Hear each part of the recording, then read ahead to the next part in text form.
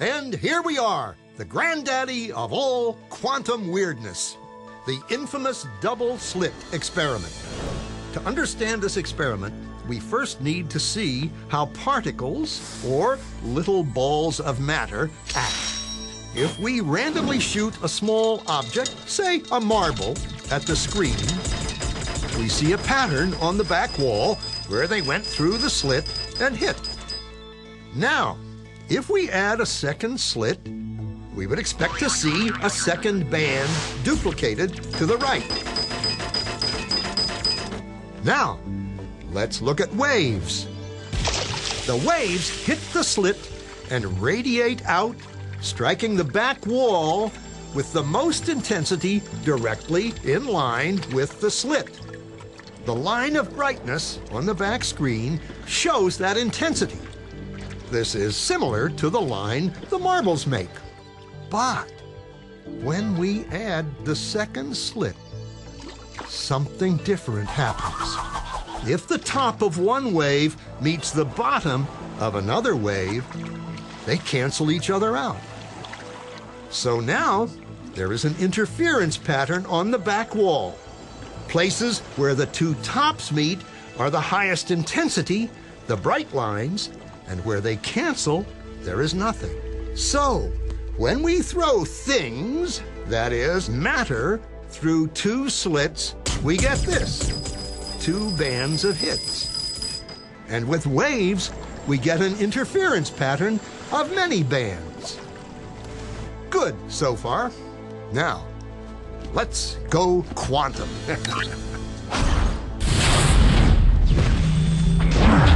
An electron is a tiny, tiny bit of matter, like a tiny marble. Let's fire a stream through one slit. It behaves just like the marble, a single band. So, if we shoot these tiny bits through two slits, we should get, like the marbles, two bands. What? An interference pattern. We fired electrons, tiny bits of matter through. But we get a pattern like waves, not like little marbles. How? How could pieces of matter create an interference pattern like a wave? It doesn't make sense. But physicists are clever. They thought, maybe those little balls are bouncing off each other and creating that pattern. So they decide to shoot electrons through one at a time. There is no way they could interfere with each other. But after an hour of this, the same interference pattern is seen to emerge. The conclusion is inescapable. The single electron leaves as a particle, becomes a wave of potentials, goes through both slits, and interferes with itself to hit the wall like a particle. But mathematically, it's even stranger. It goes through both slits, and it goes through neither. And it goes through just one, and it goes through just the other.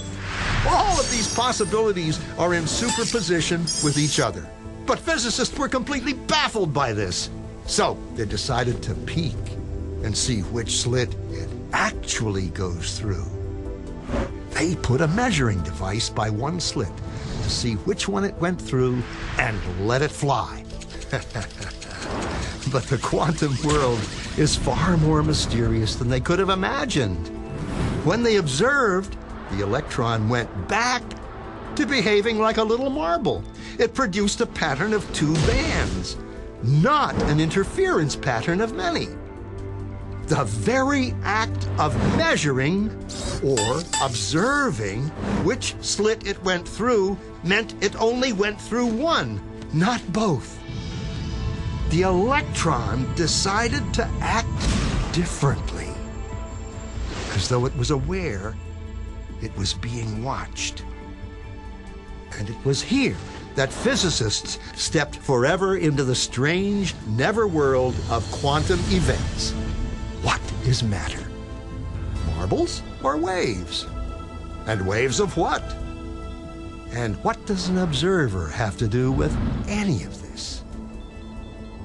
The observer collapsed the wave function simply by observing.